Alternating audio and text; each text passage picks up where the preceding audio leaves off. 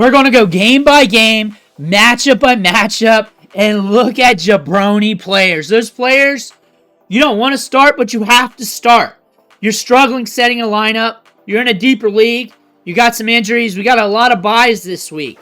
So you want to have a suggestion here, a play to throw in that final flex spot.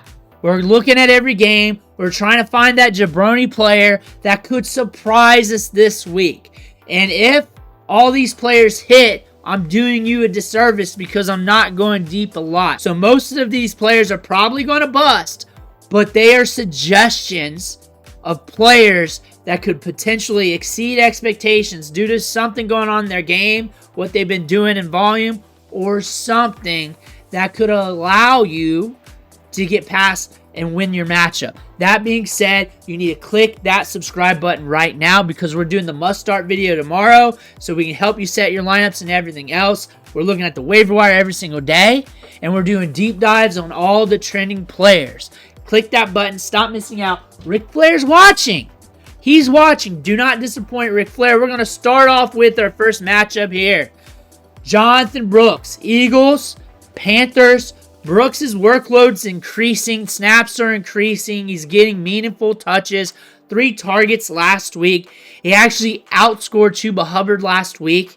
And he's explosive. He can score on any given Sunday.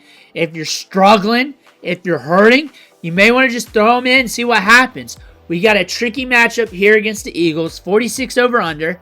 Panthers are in weird matchups. They're in weird games because they're the Panthers. Chuba's going to get the work. He's going to be able to grind it between the tackles. They're going to explore Jonathon Brooks a little bit. He's going to get that Miles Sanders workload, possibly a little bit more, to see what they got under the hood with Jonathon Brooks. Allow him to get some experience here as they roll into next year. We got Philly on the road. This could be a nasty matchup with some good scoring in it. Jonathon Brooks could be a sneaky guy for you this week. Sincere McCormick, a guy that everybody's looking at off the waiver wire.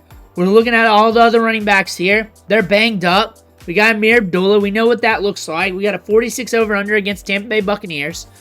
Good chance in this matchup of the Pirates that something breaks here. And Sincere McCormick got 12 touches, and they're talking him up in the media a little bit. Maybe he gets some more touches. Maybe he gets that workload. Maybe he can help you out a little bit. Ray McCloud against the Vikings. Honestly, we know where the ball's going to go. Ray McCloud is that sneaky player on the Falcons that can score on any given Sunday, but just doesn't score on any given Sunday. You're looking at targets on the weekly since week 9. 3, 4, 6, 6. He gets volume. He runs a lot of routes. He gets a lot of those short targets. And if they're covering it deep, covering the top assets like Drake London, then maybe they have to go to Ray McCloud. This could be a fun matchup to watch as we're looking at the Kirk Cousins Bowl. Jaylen Warren here against the Cleveland Browns. This is going to be a weird matchup. 43.5 over under. This one's not going to be in the snow this time. You got Jaylen Warren getting some work out there. He's getting a lot of targets, about 4 to 3 a game, which is good for a 1B running back. And he could score on any given Sunday. He scored last time against the Browns. Against the Browns last time, 45 yards, a touchdown, 3 catches, 19 yards. You could get a stat line like that. The Browns defense is a little bit tricky, so teams have to be creative against them. I can see Russell Wilson cooking a little bit to Jaylen Warren. If he capitalizes on a run or two or get a little bit after the catch, he could be the play for you. Jaylen Wright. The thing is, when you look at the Jets, you know where the ball's going. It's going to 3 players. You look at the Dolphins, you know where the ball's going. So who here can really surprise us? When you really think about this matchup, who could score on that one big play that we're waiting for to score on that one big play? And we got a 45 over under, but we got the Jets here who are in weird game scripts. Sometimes it's high scoring and it breaks. Sometimes they're nasty and ugly. Jaylen Wright, on any given touch, can house it. He's got the speed and burst for that. And if I'm looking for a breakaway player here in this matchup, and I got to hang my hat on him or say, hey, this is a sneaky guy, that's it. Because he's stealing some of Raheem Mostert's work. We're getting touches. 7 to 5 a game if you exclude last week against the Packers. We're explosive here. Maybe we get a couple opportunities and we cash. Now we're looking at Saints and Giants. Malik Neighbors got a groin issue. Maybe he's in, maybe he's out. We'll get more information probably while I'm filming this. But Darius Slayton, upside for days. Quarterback position, not so much. But we can go YOLO with Drew Lock. Darius Slayton, 4.3 speed, can get downfield, command targets. He had 6 of them last week against the Cowboys. We're in a game where the ball is going to be pushed vertical on both sides. Maybe we cash. Maybe we get exotic here. Parker Washington on the injury report. 40 over-under against the Titans. I expect this to be a not-so-fun matchup. I expect this to be kind of gross for scoring. So I'm probably going to be wrong on that. And this just blows up in our face. And it's 40 versus 40, 80 points scored. But on the realistic here, it should be a lower scoring game. We got quarterback issues on both sides. However, Gabe Davis is out for the year. If Parker Washington's back, he's going to be operating in and out of the slot, running a lot of routes. If he's out, maybe you look at Devin Duvernay. But he's going to get targets. 12 targets last week. Ran on 80% of the snaps. Probably going to run on that many snaps if he's there. If not, for a sneaky option, you're looking at Nick Westbrook like you do every week.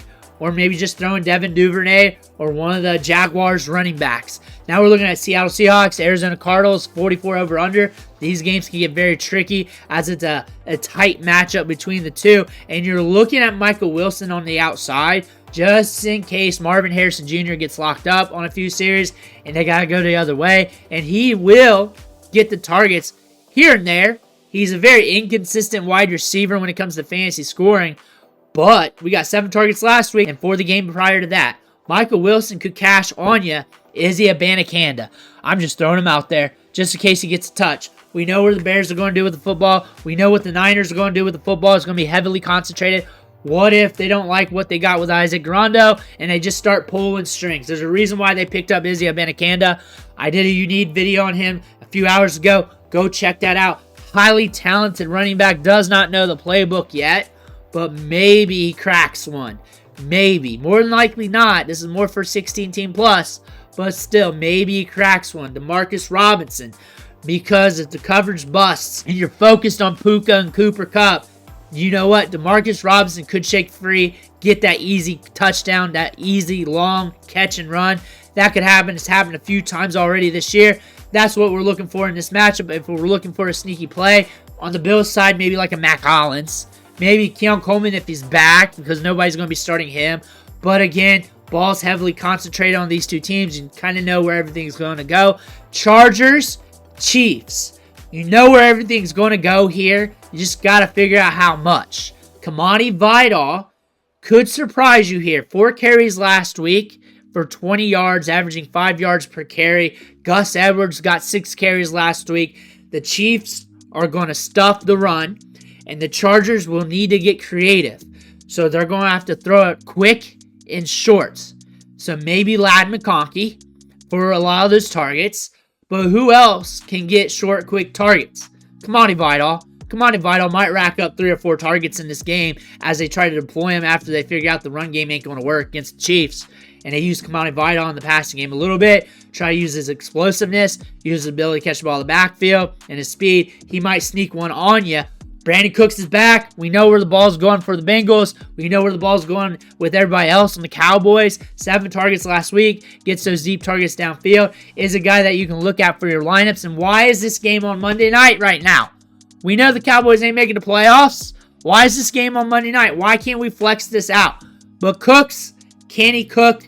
It would be very sneaky. Those are the sneaky starts for Week 14. A very interesting week of games here. And it's win or get out for some of you guys. So make sure you make the right plays. I want to thank you guys for watching. And I'll catch you guys on the next video.